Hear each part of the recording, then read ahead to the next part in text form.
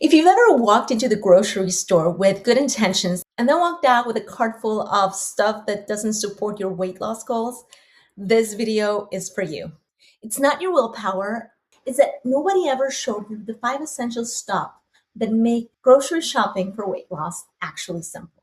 So stick around because that's exactly what I'm going to show you today. In case you don't know me, my name is Lizette Lance. I'm a food relationship coach, and I want to inspire you to reclaim your confidence in your food choices and listen to your gut over anyone else's opinion. Okay, so now let's go on an imaginary trip into your grocery store.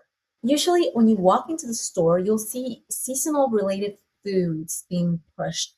They're right there, easy to see and easy for you to just grab and toss into your cart without even stopping. This part is actually your first challenge because it's usually junk food.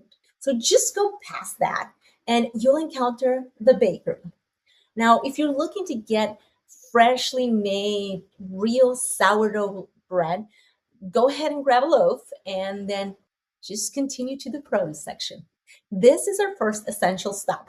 In the produce section, fill your cart as much as possible here. Look around, make sure to get all the colors of the rainbow. The more variety, the better. You can pick between fruits and veggies, brown, yellow, white, purple, green. Again, the more variety, the better. Next, turn into the meat counter and choose your proteins. You got fish, chicken, bison, venison, beef, get whatever you like. And then skip all the aisles for now and head directly to the dairy section.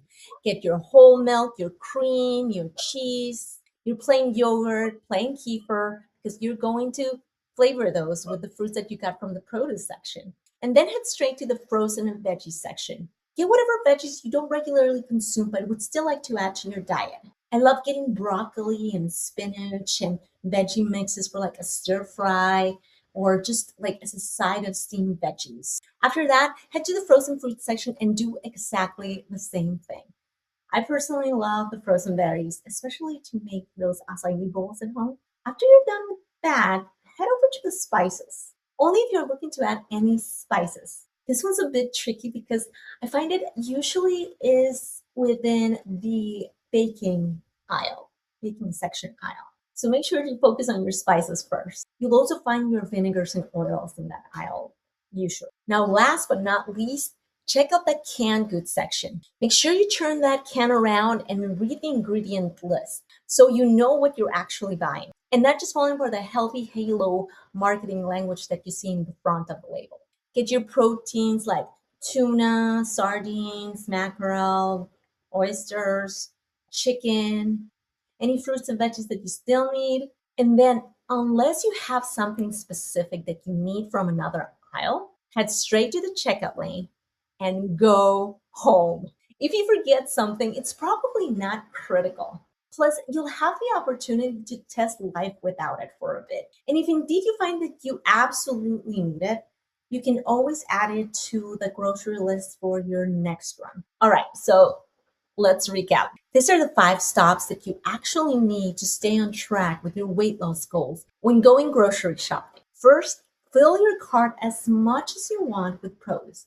This is actually a psychological trick because our beautiful humanoid brain is naturally drawn to fill spaces. We fill our plates, we fill our homes, and we fill our carts. So just fill up on healthy produce first. Second, go to the meat counter. Third, the dairy section.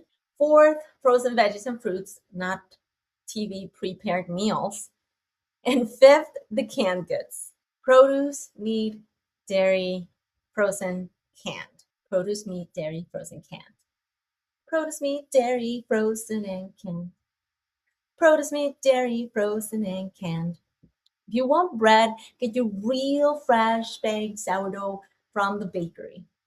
I was very disappointed to find out that most of the sourdough that you find in like the regular bread aisle is not actually sourdough.